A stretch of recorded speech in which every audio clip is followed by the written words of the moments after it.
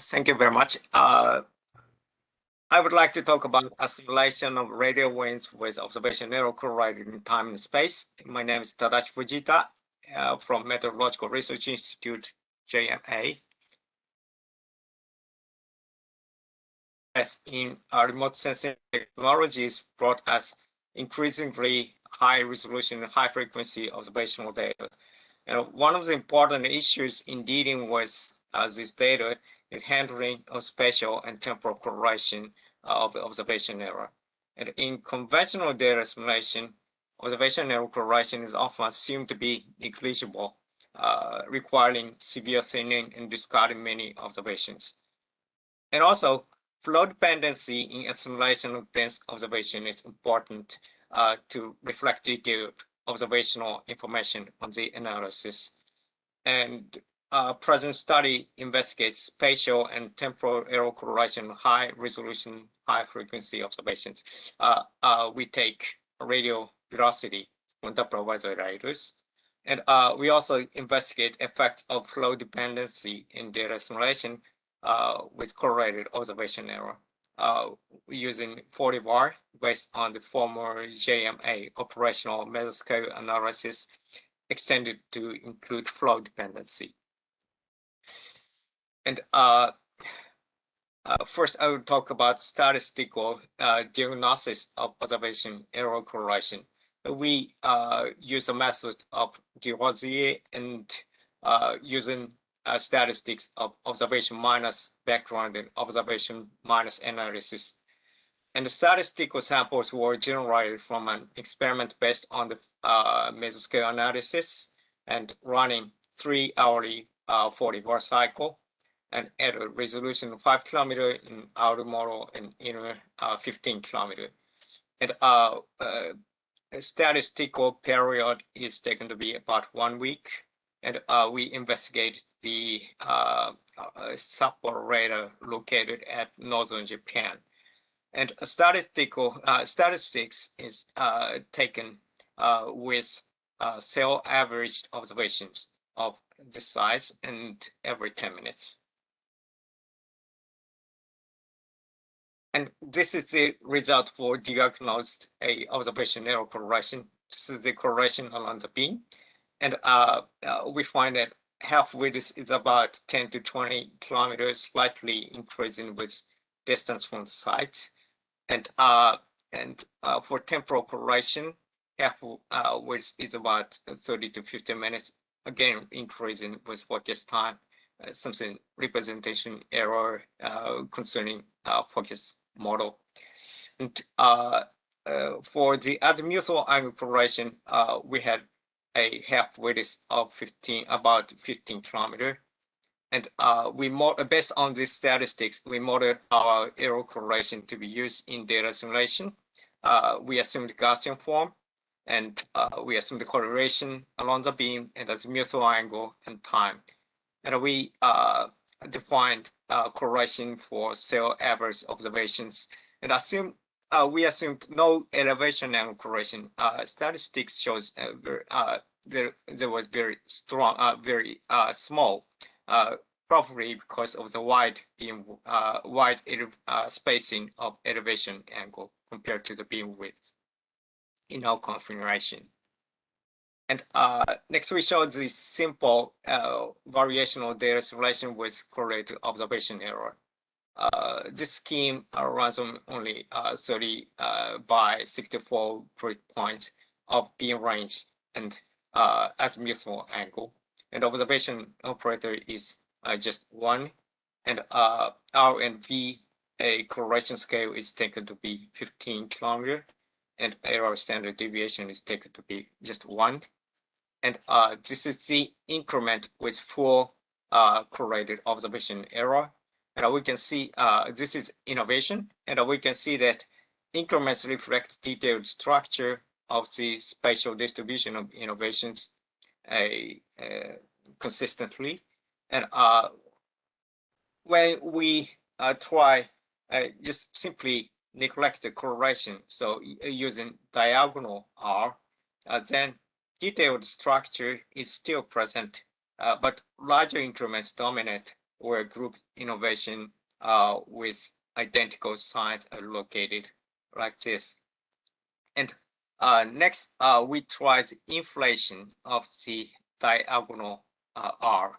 So here we factorize by 3, and we can see that increments peak of the increments approach more similar to a full case, but increments are smoothed out and the detailed structures are lost. And also, we have tried thinning to 1/3 in both directions, and we can again see the increment are smoothed out and detailed structures are lost. So these results shows that incorporating the correlation helps to keep detailed information from observations consistently in the analysis. Next, we tried a hybrid 40 bar incorporating observation error correlating time and space. And we tried a simulation of radial winds from a single Doppler weather radar from Spatial radar located here. And we compared the results with 40 bar case to see effect from a flow-dependent B. And we also performed a comparison of 60 minutes and 10 minutes observation intervals. Analysis is varied at this time, and observation error correlations included of Gaussian form based on statistics and correlated in beam range, azimuthal angle, and time. And the standard deviation is taken to be 3, and this is just from just based on the operational Meso-scale analysis. And for the hybrid 40 bar, it is based on the system operated until March 2020 in Meso-scale analysis at JNA, and it incorporated the flow-dependent B with extended control variables. And the estimation of the flow dependency we estimated with EDA, and consisting of 6 members running 40 bar cycle with perturbed observations. And 54 perturbations are generated with 6-member EDA from 9 latest initial times. And climatological B and ensemble B is merged with 60 to 40%. And localization scale is taken to be like this. Okay. This is the 600 hectopascal U increment from the experiments. And these two are from hybrid 40 bar, and these are 40 bar. And 10 minutes observation interval and 60 minutes.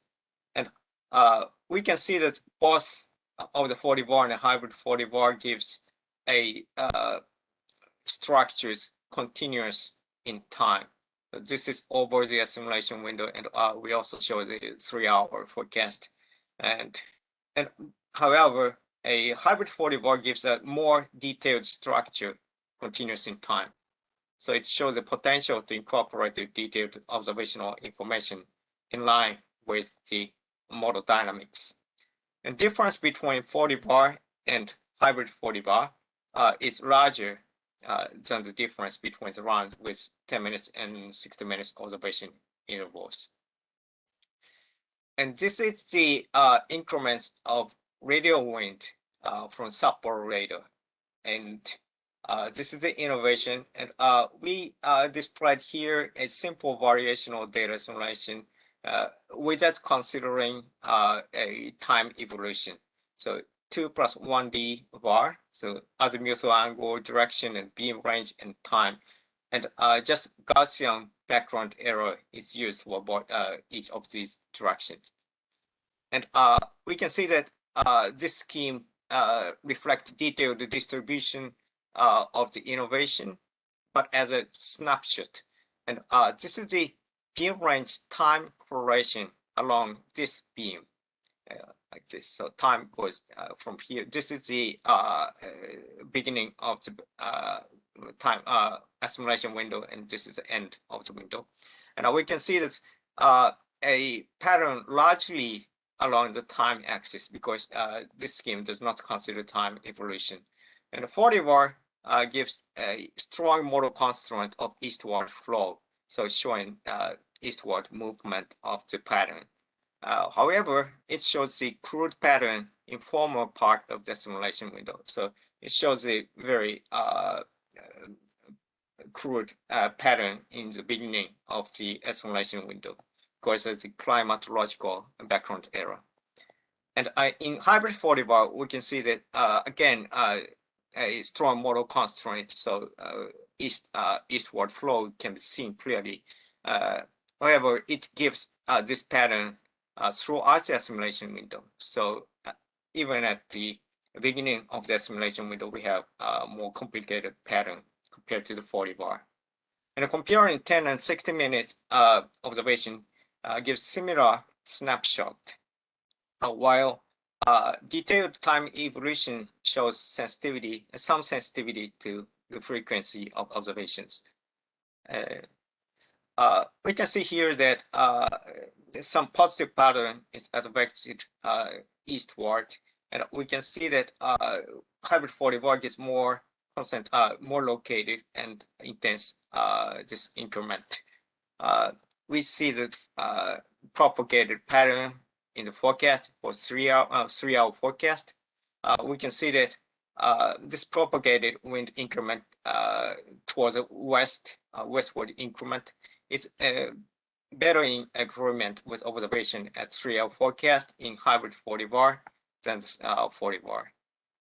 And another is the comparison of 10 minutes and 60 minutes case with hybrid 40 bar. And we can see that in 3-hour forecast at Kushiro radar, which is located east of the Sapporo radar, a propagated wind increment towards the west, like this direction, shows better agreement with observations at 3-hour forecast in the case with observation interval of 10 minutes compared to the 60 minutes.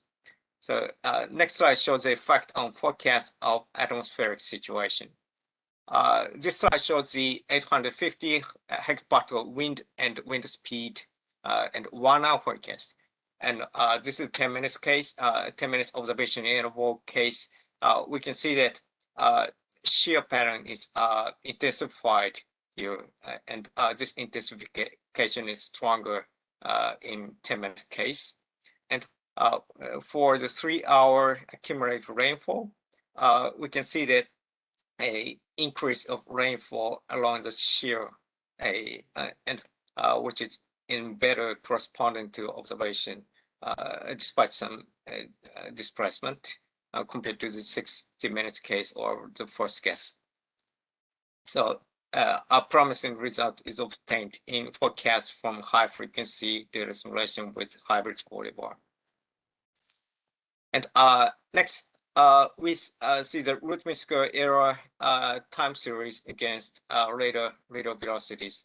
This is from Sapporo radar assimilated in the assimilation, and this is Kushiro, which is located 280 kilometer east, so downstream of the Sapporo site, and black line shows the first case, and a red shows 40 bar, and blue is hybrid 40 bar.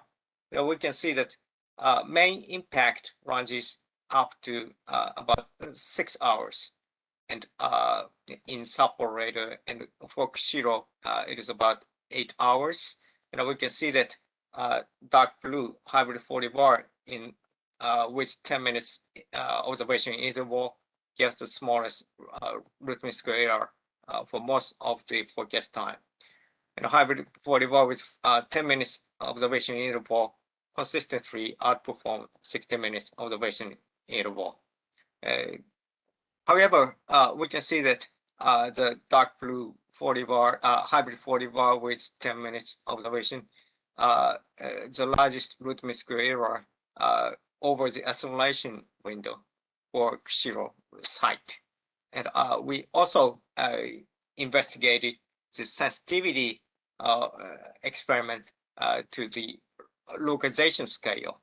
So, this is the result, and darker line shows the larger localization scale, and we can see that larger localization scale gives larger root mean square error for over this assimilation window, and for zero site, and for sample site 6 to 9 hour forecast shows shows the same situation.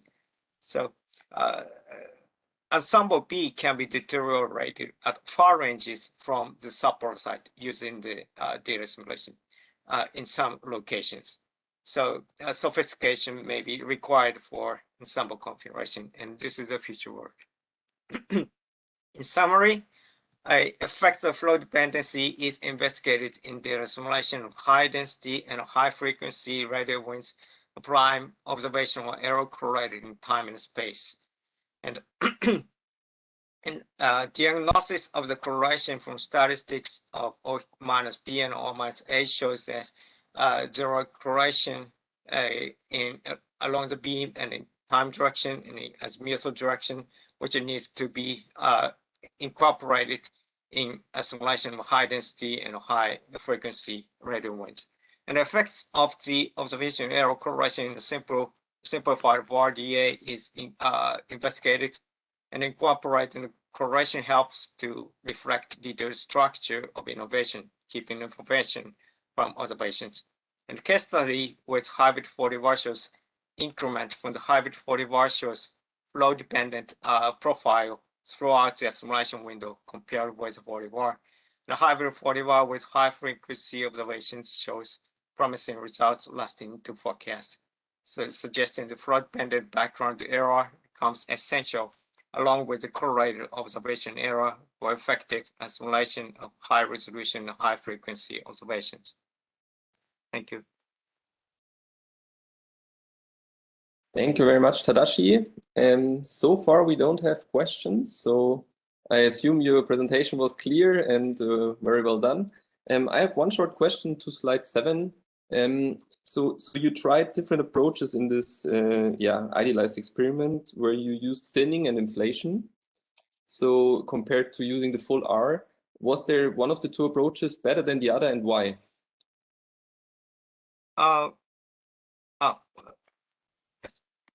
One of the inflation or thinning, better one. Oh, okay. So if I understood it correct, so you used thinning and also you used inflation. Did you use it at the same time, or? We did it separately. This is only inflation, and this is only thinning.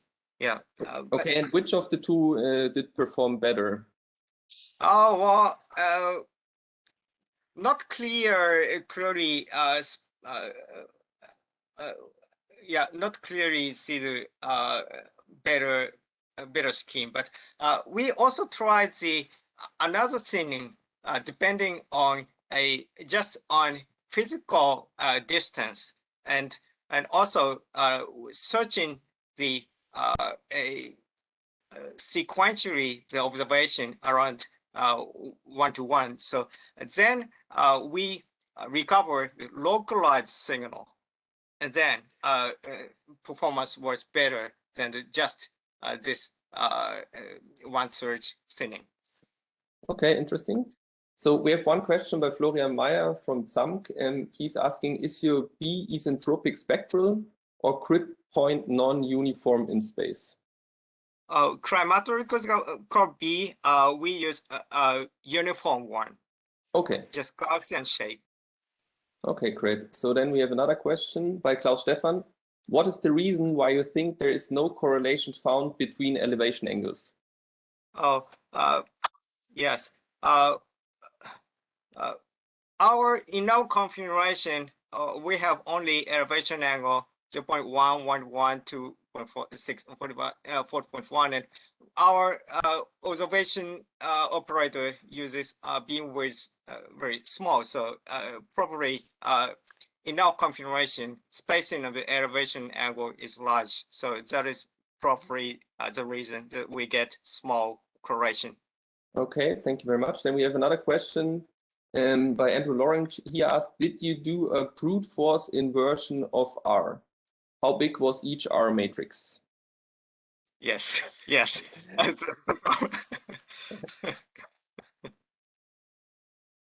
Okay, so how big was each R matrix?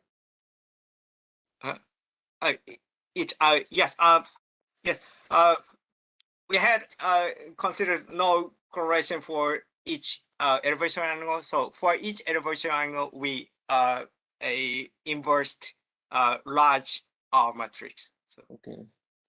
Okay, then the final question by Marielle Destouche.